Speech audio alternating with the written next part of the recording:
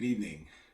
My name is Peniel Joseph, and I am the Barber Jordan Chair in Ethics and Political Values at the LBJ School of Public Affairs, where I am the founding director for the Center for the Study of Race and Democracy, and I'm also a professor of history in the College of Liberal Arts at the University of Texas. I live in Austin, Texas over the past 6 years. I'm a native New Yorker, a proud son of Haitian immigrants who came to the United States in 1965. My mother, 82 years young, who still lives in New York City, who I owe everything to. I just visited for the first time since the pandemic, was a hospital worker. She's retired now, and I was on my first picket line in elementary school, and that's where I learned lessons about justice, about Black history, about human rights for all people.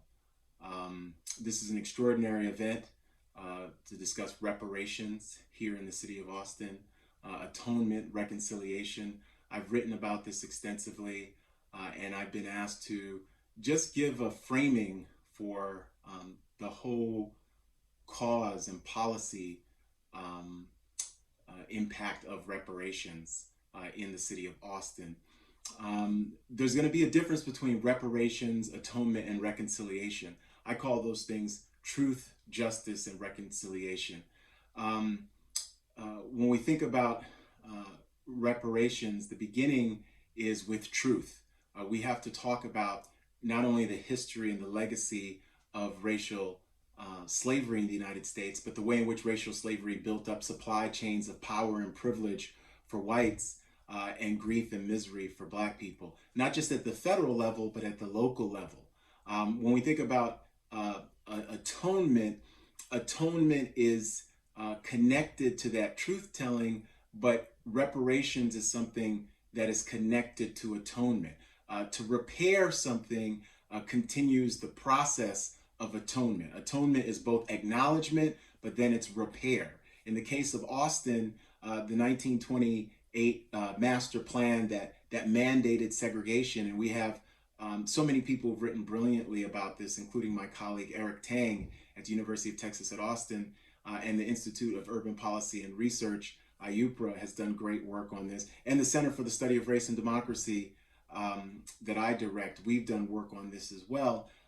Austin created systematic structural anti-Black racism that has created a supply chain of power and privilege for whites in Austin and grief and misery for Black people. This is almost a century of not just mandated racial segregation, but really different life chances for Black and white Austinites. Black folks resided on the east side with less services, strict racial segregation, less of an opportunity to build wealth. Basically, the city plan became a wealth transfer from Black people to white people. When you have communities like Wheatsville, which were 15% African American, go down to less than 1% overnight between 1928 and 1934. This is just some aspect of what we are facing. So the city of Austin, when we think about truth, justice, and reconciliation, we can't get to reconciliation until, one, we admit the truth and the extent of white supremacy and how white supremacy begets Black deprivation and Black subjection, not just in terms of a lack of opportunity, but also in terms of outcomes. Black people have been denied wealth creation opportunities, not just employment and income opportunities, all the way from not just the late 19th and early 20th century, but if we even discretely look at the master plan to the present, even the process of gentrification is one that is connected to that master plan, where wherever we see white investment, we see Black displacement. And instead of the city of Austin providing a context for Black homeowners to get repairs for their homes, to pay their property taxes, to actually build up the wealth and equity that was denied to them by forcing them into the east side and displacing them from their homes, we've actually ratcheted up that process and forced Black people to move out to Cedar Park and Pflugerville and other areas, while new white investment really enjoys the riches of gentrification. So it's a further process of plunder, right? When we read The Case for Reparations by Ta-Nehisi Coates in 2014, or we read W.E.B. Du Bois's Black Reconstruction, what reparations really represents is an effort by Black people to claim what is rightfully theirs, what has actually been stolen. Their labor, their energy, their innovation, their genius created capitalism in the United States, but they've been super exploited and they've been marginalized and criminalized and punished and murdered as a result of that. So when we think about the case for reparations in Austin, before we can talk about reconciliation, we have to do repair, and repair is part of the process of atonement, and so is reconciliation. So it's truth, justice, and reconciliation. Last year's racial and political reckoning, we saw corporate powers pledge $50 billion towards racial justice and anti-racism. Only 5% of that has so far come through, about 250 million. So this is really a hard conversation to have. And some people will say, well, how can we have reparations for what happened in the past? The contemporary generation has nothing to do with it. I'll push back against this both as a scholar and as an activist and tell people that is exactly wrong. This is not something that happened in the past. This is something that is continually present. The aftermath and afterlife of slavery is Jim Crow, racial segregation, white supremacy, racial terror. And that continued in Travis County, just like it did in every aspect of the United States of America. So we are not talking about the past.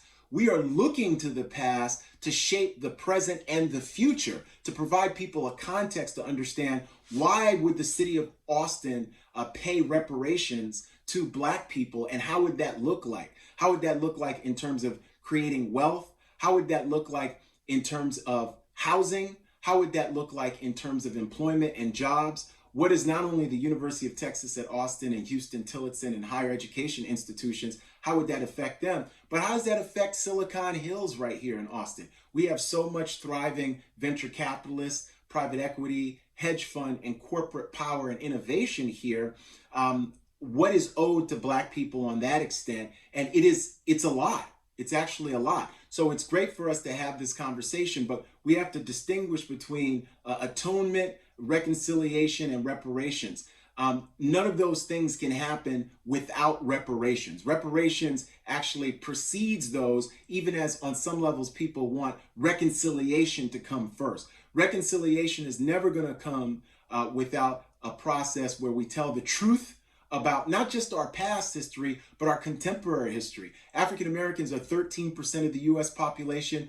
We are not 13%. We don't own 13% of the wealth of this country. We are not 13% of faculty and staff and students at the University of Texas at Austin. We are not 13% of Silicon Hills here. We are not 13% integrated in neighborhoods like Hyde Park and Tarrytown and Bee Cave and other places.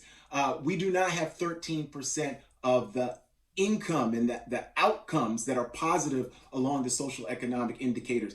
If anything, we are disproportionately overrepresented in all negative social economic indicators, from poverty to racial segregation to failing public schools to bad maternal health outcomes, environmental racism. We are not at the C-suite here in Austin. We are not on corporate boards. All those things must change, and they're part of this process of reparations.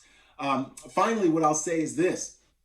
We have a unique opportunity tonight to talk about something that is long overdue. Black folks have been talking about reparations since the amazing Callie House actually sued the federal government and petitioned for pensions for formerly enslaved. We have reparations not only in a national way for racial slavery, for the GI Bill that Black people didn't get equal access to, the New Deal that Black people didn't get equal access to, housing, federal housing loans that we didn't get equal access, but we have discrete case for reparations in a city like Austin that is predicted to be the greatest creator of wealth in the United States over the next 2 decades. We have been systematically shut out of having access right here in Austin, which prides itself as being a very progressive city. So the first thing we have to do is speak truth to power. We will not be able to build a beloved community here in Austin without truth, justice, and reconciliations.